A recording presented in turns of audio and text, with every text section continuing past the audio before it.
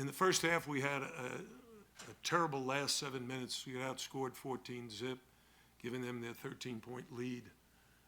And then in the second half, we found a combination that worked very well for us. We cut the lead down to 6.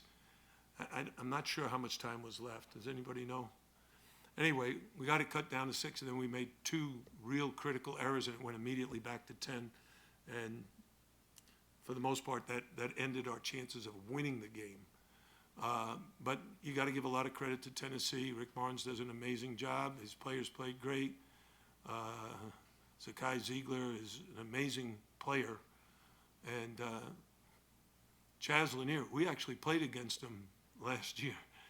And he was great last year, but he's, with this group around him, he's really special. So I thought it was an entertaining game. So I'm not sure why everybody left. You know, there were about 100 people here before when Rick Barnes was talking. Questions? That last 7 minutes, the first half, more what y'all weren't doing or what you were doing? Oh, we were awful. It was like we never practiced it before. We like just met each other at the last time out, because it didn't look like our team. And everybody was shooting off the bounce. There's no passing, no assists, bad shot selection. And when you do that, it's really demoralizing, because it's hard to play good defense when everybody's mad that we took such a bad shot. You mentioned your run in the second half. There was a couple of turnovers and a throwaway in the bench, and then the lead started to swell again. Was your team pressing a little bit once they? Well, we what? Did you think your team was pressing a little bit? I- They were starting to cut the lead? I don't know if you know, we had 3 freshmen at the time on the court. And so I think they got a little excited and tried to hurry and cut the lead even more. And again, in basketball, it's all about control. You got to control yourself. You got to control the guy that you guard. And you got to be in control with what your other teammates are doing. Right? So in those particular cases, when you get in a rush, like you saw it, everybody in Madison Square Garden saw it and said, whoa, what is he rushing for? But that's what happens. You raised your hand, but you don't want to talk anymore? You mentioned that prior time playing Chaz Lanier, just how different of a player is he right now compared to when he was on last year? Oh, he was really good last year, but, you know, confidence has a way of growing, right? So you're young, you're in high school, you're playing well, you're being highly recruited, your confidence grows. Everybody's telling you you're really good. You get to college, and then all of a sudden you're not playing quite as well, you're not scoring quite as much. All of a sudden you start to question how good you are. The guys like Chaz keep working, get better, get stronger, get smarter. And last year, he was the #1 most efficient player in the country. Now he goes to a team that he's surrounded by other terrific players, especially a guy like Zakai Ziegler, who can find him every time he's open, so he gets the shots that he wants. And he can either shoot it or pass it up. And tonight he went 8 for 15, but he might have gone 10 for 15 on another night. But he's going to be special. Coach, I look back on my tweets, and it was with 5:39 left. You had Divine at the foul line. He hit both his foul shots, got you to 63-57. That's the 6 points that you were. And how much time was left in the game? 5 minutes, 39 seconds were left. My question is, I was really impressed with Divine, and the guy in front of me told me he's Akeem Olajuwon's Yes. godson, which like blew me away. His play and also kids' play. I thought that's what got you back in this game. What do you think did something turn around for them, or did what happened right then when you had it at 5:39 to 6? Well, I said we got a little too anxious. We had 3 freshmen in the game, and we rushed.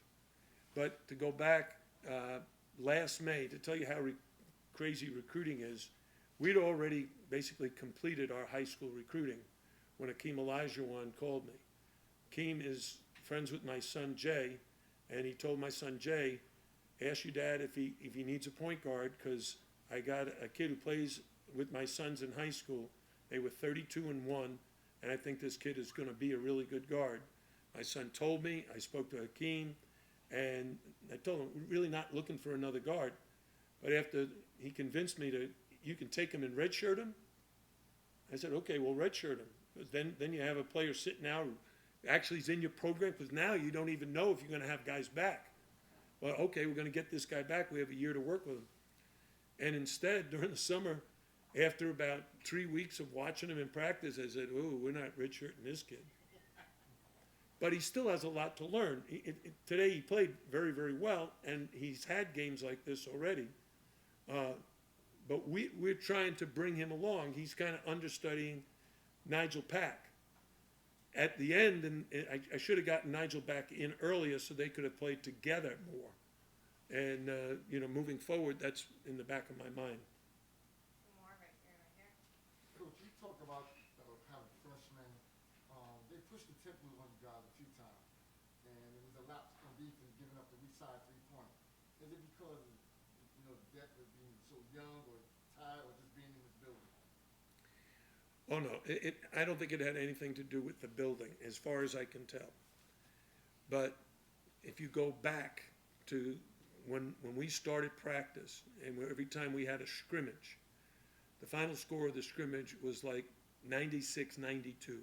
We were just scoring our brains out against each other. And the coaches kept saying to the players, this is not real.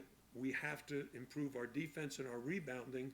We're not going to be scoring 90 points a game against the kind of competition we play. All right? But as players, until you really show them, so we open up the season. First game we scored 113. The next game we scored 96. And now the players are saying, Coach, I told you, we can really score.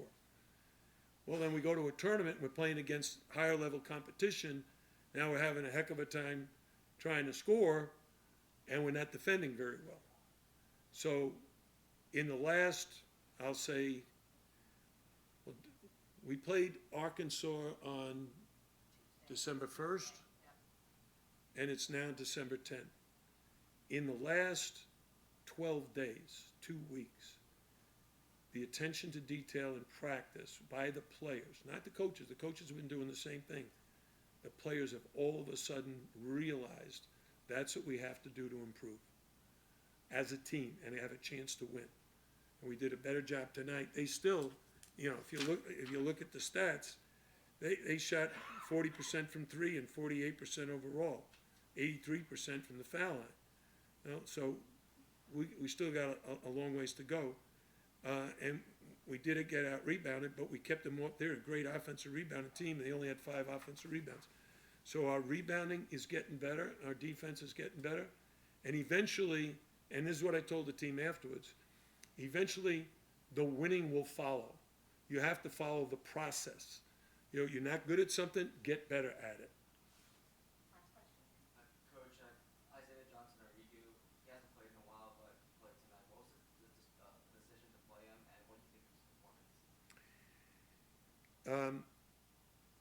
Isaiah is one of those laid-back kids, very quiet, very unassuming, and so he's a little bit behind some of the other guys in July and August, September, October.